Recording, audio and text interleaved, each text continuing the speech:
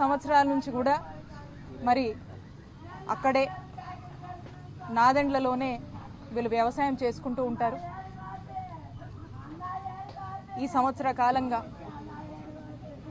మిర్చికి కానీ వాళ్ళు పండించినటువంటి పత్తికి కానీ ఎక్కడా కూడా పొగాకు కానీ వాళ్లకు గిట్టుబాటు ధర లేక ఆ పంట పండించినటువంటి భారం వారి మీద పడి అప్పులు ఇబ్బందులై తట్టుకోలేక భరించలేక ఈ ఆత్మహత్య చేసుకోవడం జరిగింది. ఖచ్చితంగా వీరు చేసుకున్నటువంటి ఈ ఆత్మహత్య కూటమి ప్రభుత్వం యొక్క ఫెయిల్యూర్ వల్ల జరిగినటువంటి ఆత్మహత్య. ఇది ఖచ్చితంగా ప్రభుత్వ హత్య అని మనకు స్పష్టంగా అర్థమవుతా ఉంది. ఎందుకంటున్నానంటే ఈ సంవత్సర కాలంగా మనం చూస్తూ ఉన్నాము, రైతులు రోడెక్కుతున్నారు, రైతులు కన్నీళ్లు గాస్తున్నారు, రైతులకు గిట్టుబాటు ధర లేక అప్పులైపోయి కుటుంబాన్ని నడపలేక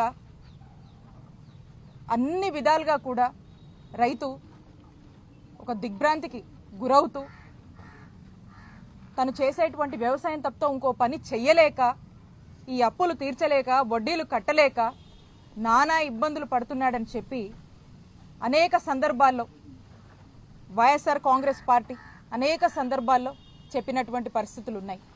రీసెంట్ టైమ్స్లో మా నాయకుడు జగన్మోహన్ రెడ్డి గారు మిర్చి పంటకు రైతు లేదు, పండించినటువంటి రైతుకి ఏమీ మిగలటం లేదు, అప్పులైపోతున్నాడు, రోడ్డు పాలైపోతా ఉన్నాడు, ఆత్మహత్యల బాట పడుతున్నాడు అని చెప్పి మన నాయకుడు జగన్మోహన్ రెడ్డి గారు గుంటూరు మిర్చి యార్డుకొచ్చి అక్కడున్నటువంటి రైతాంగంతో మాట్లాడి రైతుల సమస్యలు తెలుసుకొని ఈ ప్రభుత్వానికి రైతులకు గిట్టుబాటు ధర కల్పించండి, రైతులు ఏడుస్తున్నారు అని రైతుల బాధల్ని ఈ కూటమి ప్రభుత్వానికి వినిపించారు.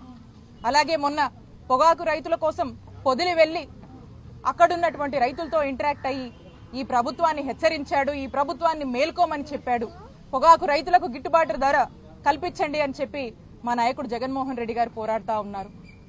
అలాగే సందర్భం వచ్చినటువంటి ప్రతిసారి రైతులకు న్యాయం చేయండి, రైతులకు మేలు చేయండి అని చెప్పి వైఎస్ఆర్ కాంగ్రెస్ పార్టీ ఎక్కడో అక్కడ మాట్లాడుతూనే వస్తుంది. ఈ రోజున మనం చూసాము ఈ ఇద్దరు రైతుల ఆత్మహత్య. ఆ రైతుకు తన మనసుకు ఎంత కష్టం కలిగింది, అప్పులోళ్ళ ఇంటి మీద పడి వేధిస్తూ అనేక మాటలు అంటూ తనకు ప్రభుత్వమే ఒక గిట్టుబాటు ధర కల్పించుంటే ఈ పరిస్థితి వచ్చుండేదా అని నేను ప్రశ్నిస్తా ఉన్నాను. ఈ కూటమి ప్రభుత్వం మేల్కొని రైతులకు ఏం చేయాలి, ఏదన్నా దేనికన్నా అసలు వీటి ధరలేంటి, రైతులు నష్టపోతున్నారు, దీనికి ఏం చేయాలి, ఏ పంటకైనా కూడా ఒక గిట్టుబాటు ధర కల్పించారా మీరు అని కూటమి ప్రభుత్వాన్ని నేను ప్రశ్నిస్తున్నాను. ఏ పంటకు మీరు న్యాయం చేస్తున్నారు, ఏ రైతుకు మీరు న్యాయం చేస్తున్నారని కూటమి ప్రభుత్వాన్ని ప్రశ్నిస్తా ఉన్నాము. గతంలో చూసినట్టయితే జగన్మోహన్ రెడ్డి గారి నాయకత్వంలో మా జగనన్న ప్రభుత్వంలో రైతులు ఆత్మహత్యలు చేసుకోవద్దని, రైతన్నలు ఇలాంటి కన్నీటి గాథల నుంచి బయటికి రావాలి, వలసపోయినటువంటి రైతులు కూడా ఆంధ్రప్రదేశ్ రాష్ట్రానికి తిరిగి వచ్చి వ్యవసాయం చక్కగా నవ్వుతూ సంతోషంగా చేసుకునేందుకు అన్ని విసురుబాటు కల్పించారు. అన్ని రకాలుగా మీరు అన్నట్టుగానే చక్కటి రేటు వాళ్ళు పండించినటువంటి పంటకు రైతన్నకు జగనన్న ప్రభుత్వంలో కల్పించారనేది కూడా ఇక్కడ ఉన్నటువంటి ఒక రైతు తనే మాట్లాడి చెప్తా ఉన్నాడు. రైతన్నల కోసం రైతు భరోసాను అందించాము, పంటల పెట్టుబడి కోసం రైతు భరోసా కేంద్రాలు తీసుకొచ్చాము. ఆ రైతు భరోసా కేంద్రాలు కూడా అదే గ్రామంలో విత్తనం సేకరించే దగ్గర నుంచి తిరిగి మళ్ళా అదే రైతు పండించినటువంటి పంట మద్దతు ధరకు ప్రభుత్వానికి అమ్ముకునేలాగా విసురుబాటు కల్పించాం. ధరల స్థిరీకరణ నిధిని తీసుకొచ్చాము, ఇన్పుట్ సబ్సిడీలు రైతులకు అందించాము. గిట్టుబాటు ధర ఎప్పటికప్పుడు కూడా రైతుకు గిట్టుబాటు రైతు సంతోషంగా ఉండేలాగా ధరలు పెంచి రైతును సంతోషంగా చూసుకున్నటువంటి ప్రభుత్వం జగనన్న ప్రభుత్వం. రైతే రాజని వైఎస్ఆర్ గారు ఏనాడైతే భావించారు అదే బాటలో జగన్మోహన్ రెడ్డి గారు ఈ రాష్ట్రంలో ఉన్నటువంటి రైతుల్ని తన హయాంలో సంతోషంగా చూసుకున్నారని రైతులే చెప్తా ఉన్నారు. అలాంటి పరిస్థితి నుంచి ఈ రోజున మనం చూస్తూ ఉన్నాము. నేను ఈ కూటమి ప్రభుత్వాన్ని ప్రశ్నిస్తున్నాను. ఈ రైతుల బాధలు, ఈ ఆత్మహత్యలు మీకు కనపడటం లేదా? ఈ గోడు మీకు వినపడటం లేదా? ఈ కుటుంబాన్ని ఎవరు ఆదుకుంటారు? ఈ రోజున ఈ కుటుంబం రోడ్డెక్కింది. ఏం సమాధానం చెప్తారు? ఈ ప్రభుత్వాన్ని నేను ప్రశ్నిస్తా ఉన్నా. ఇన్ని గంటలైంది, పొద్దున జరిగింది, కనీసం ఇప్పటి వరకు కూడా ఇద్దరు రైతులు నాదెండ్ల మండలం చిలుకూరుపేట నియోజకవర్గానికి సంబంధించి వాళ్ళు ఆత్మహత్య చేసుకుని చనిపోతే ఇప్పటికీ కూడా కనీస స్పందన లేదు, కనీసం పట్టించుకున్న వాళ్ళు లేదు, ఎక్కడా కూడా ఊసే లేదు, ఎక్కడా కూడా దీని గురించి ప్రస్తావనే లేదు. అంటే ఒక్కసారి ఆలోచన చేయండి. ఎవరో ఎక్కడో రైతు కదా, ఎక్కడో రైతు ఆత్మహత్య చేసుకున్నాడు కదా, పోయింది ఆ రైతు, ఎవరో రైతు ప్రాణం కదా, మాకేంటి అని పట్టినట్టుగా వ్యవహరిస్తుంది ఈ కూటమి ప్రభుత్వం. నేను ఈ కూటమి ప్రభుత్వాన్ని నేను ప్రశ్నిస్తున్నాను. ఈ కుటుంబానికి మీరు ఏం న్యాయం చేస్తారు? ఈ కుటుంబాన్ని ఎవరు ఆదుకుంటారు? ఈ కుటుంబం పరిస్థితి ఏంటి ఈ రోజు అని మీరు స్పష్టం చేయాల్సినటువంటి అవసరం ఉంది. కూటమి ప్రభుత్వం దీనికి సమాధానం చెప్పాల్సినటువంటి బాధ్యత అవసరం ఉందని చెప్పి నేను హెచ్చరిస్తున్నాను. ఇదే కాదు, రాష్ట్రంలో ఇలాంటి ఆత్మహత్యలు కంట్రోల్ అవ్వాలన్నా, తగ్గాలన్నా మీరు చెప్పినటువంటి హామీలు, మీరు ఇచ్చినటువంటి మాట మీద నిలబడమని మేము కోరుతున్నాం. ఇవన్నీ ఇంకా కంట్రోల్ అవ్వాలి. ఇంకా రైతన్నలు ఆత్మహత్య బాట పట్టకుండా ఉండాలంటే ఇప్పుడైనా రైతులకు గిట్టుబాటు ధర కల్పించి వాళ్ళ కష్టాల్లో ప్రభుత్వం తోడుగా ఉండి వాళ్ళని ఆ బాట పట్టనీయకుండా రైతన్నలకు భరోసా ఇచ్చేలాగా అడుగులు వేయమని కూటమి ప్రభుత్వాన్ని మేము ప్రశ్నిస్తున్నాం, హెచ్చరిస్తున్నాం.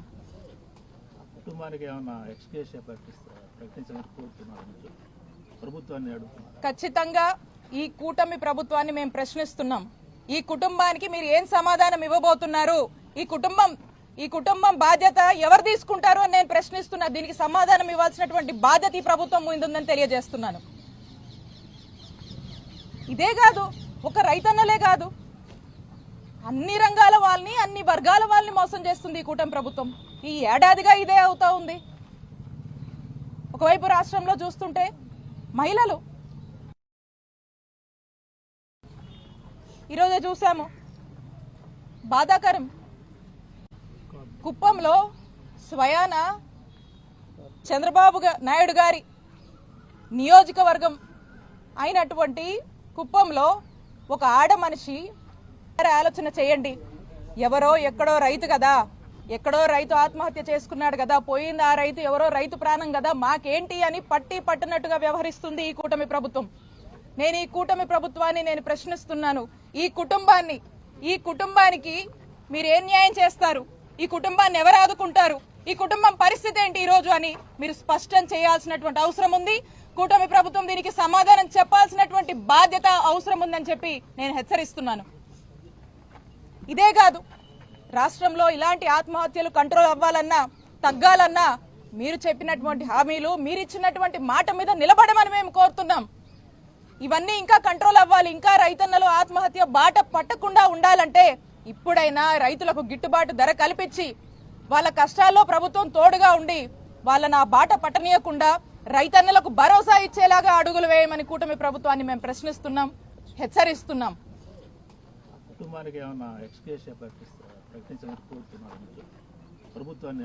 ఖచ్చితంగా ఈ కూటమి ప్రభుత్వాన్ని మేము ప్రశ్నిస్తున్నాం. ఈ కుటుంబానికి మీరు ఏం సమాధానం ఇవ్వబోతున్నారు? ఈ కుటుంబం బాధ్యత ఎవరు తీసుకుంటారు అని నేను ప్రశ్నిస్తున్నా. దీనికి సమాధానం ఇవ్వాల్సినటువంటి బాధ్యత ఈ ప్రభుత్వం ముందుందని తెలియజేస్తున్నాను. ఇదే కాదు, ఒక రైతన్నలే కాదు, అన్ని రంగాల వాళ్ళని, అన్ని వర్గాల వాళ్ళని మోసం చేస్తుంది ఈ కూటమి ప్రభుత్వం. ఈ ఏడాదిగా ఇదే అవుతా ఉంది. ఒకవైపు రాష్ట్రంలో చూస్తుంటే మహిళలు,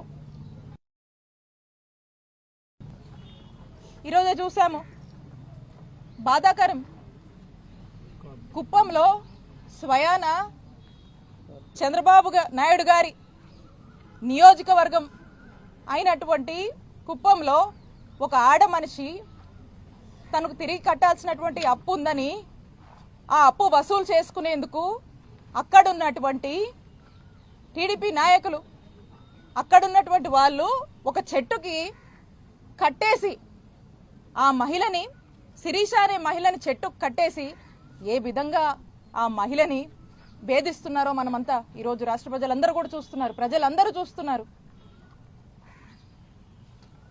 ఎటుపోతుంది రాజకీయం? ఏమవుతోంది? మహిళల రక్షణ లేదు, అదుపు తప్పినటువంటి లా అండ్ ఆర్డర్, మహిళల భద్రత లేదు, మహిళల పైన అఘాయిత్యాలు, కొంతమంది మహిళల ఆజుకు కూడా మనకు తెలియట్లేదు. ఒక మహిళ ఏదైనా సమస్య మీద పోలీస్ స్టేషన్కి వెళ్తే కంప్లైంట్ తీసుకునేటువంటి పరిస్థితులు లేవు రాష్ట్రంలో పరిస్థితులు.